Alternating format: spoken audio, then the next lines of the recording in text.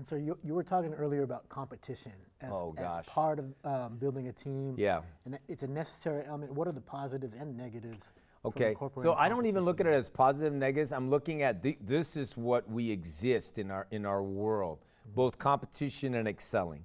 And in growing up, right? I mean, you're a kickboxer, Thai kickboxer. I don't know a lot of people you know that, but don't mess with EJ, right? Because he can take you on the ring.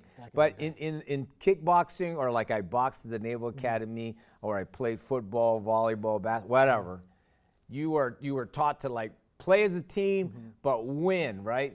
Even in a professional sports, it's a lot of this, right? Money.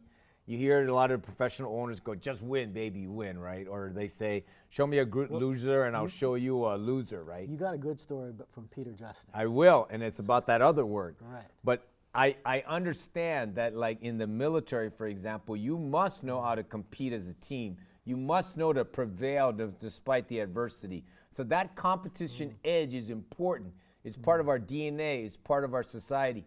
But when it comes to team, it's not just all about winning, right? And it's not all about the show and pizzazz. Team is about enduring. Team is about a sense of like, I will go to hell and back for these group of folks because, man, they're just you just can't explain it sometimes. And that's where it comes to the word excelling. So they both exist in our society, competing and excelling. You got to know how to balance both of those concepts with your team. And in excelling, we talk about in our center, in DKI APCSS, internally, the term Ike Pono, which strive to do the right thing to the best of your ability. That's part of the excelling piece, not just the winning, compete, right? It's about striving to be your best, not being perfect. And the one story that I always give, you asked me that, of excelling, was when my son, Peter, who has Down syndrome, his special needs, was in a Special Olympics state championship for track and field. And for some reason, he was on the first tee, lane 6, and his best friend was in lane 1. This is the Special Olympics? Special Olympics, and it was like, parents weren't supposed to be down in the field, but I don't know how I got down there. Maybe I had a special path. Anyways, that wasn't the point. The point is I was telling Peter, son, you're going to run. He was on the outside lane. So he had good, and he could run. And Peter goes, yes, Dad, I'm going to run. But, unbeknownst to me, his best friend was in lane 1. The gun goes off, boom.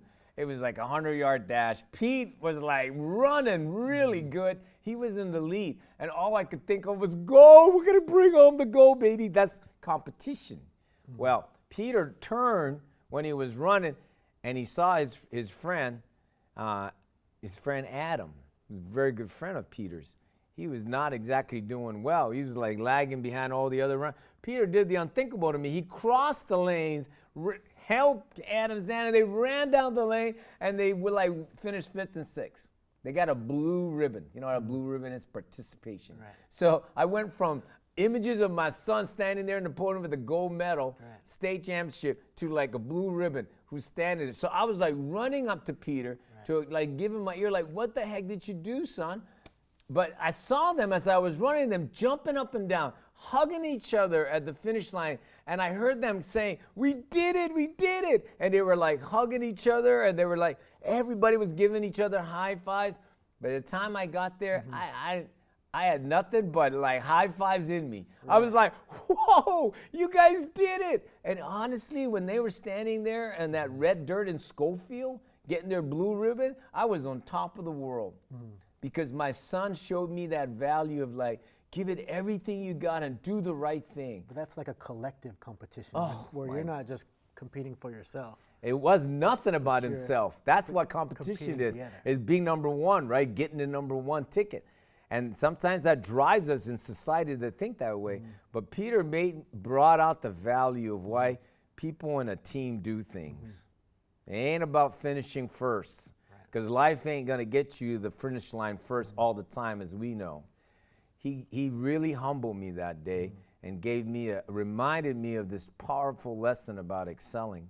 And I've been better for it as a leader, applying that myself, And you tell your people, hey, if we fall short, what do? Get up, pick each other up, encourage each other, ask each other what could we have done better? How could I have helped you? Instead of saying, EJ, you sucked. You were the last one on the line. That's why, nope.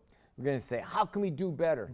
Let's increase the time instead of saying, oh yeah, maybe we shouldn't have EJ in the lineup. No, we're talking about how can we improve as a team.